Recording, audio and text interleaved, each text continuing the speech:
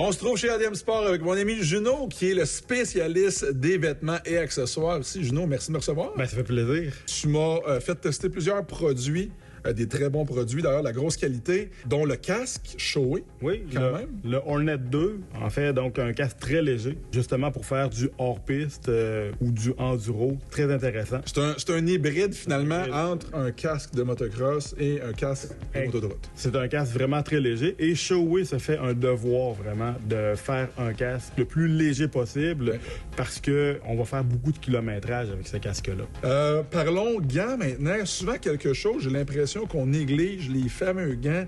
Et ce que j'aime sur les gants Five, juste ici, c'est la protection pour les jointures. Oui, effectivement. Donc, Five, c'est une compagnie qui font que des gants en passant. Une chose que je me suis rendu compte, Juno, avec les gants, c'est que souvent des gants qui sont de moins bonne qualité, font une pression sur les mains, on engourdit les mains.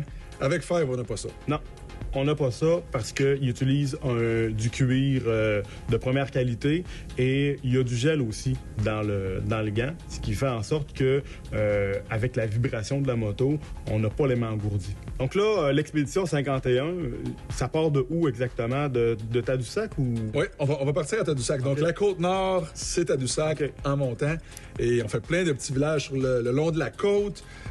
Évidemment, Manic 5, on va faire Fermont, puis plein de super belles routes, évidemment. Et après ça, le Labrador, avec Labrador City, qui est la première ville du Labrador. Okay.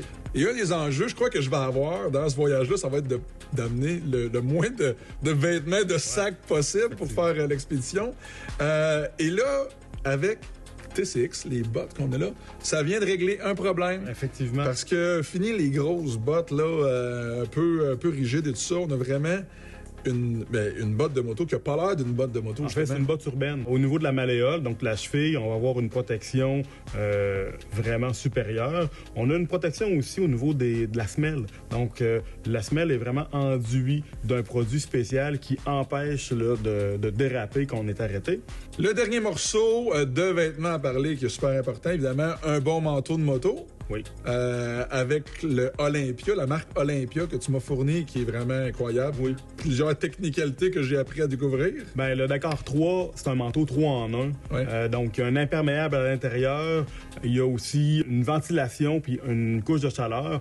Donc, c'est vraiment pour toute la durée, puis la durée de ton séjour. Ouais. Tu sais pas si demain il va pleuvoir ou non. Ouais. Donc, tu peux mettre ton imperméable par-dessus ou à l'intérieur. Puis moi, c'est un nouveau monde. C'est des nouveaux produits que je sais que je portais pas premièrement en motocross. Ben, Juno, un gros merci. Je pense que je suis prêt avec le super équipement que tu m'as montré, que tu m'as prêté. Ben, ça fait plaisir. Mais j'ai une petite question pour toi.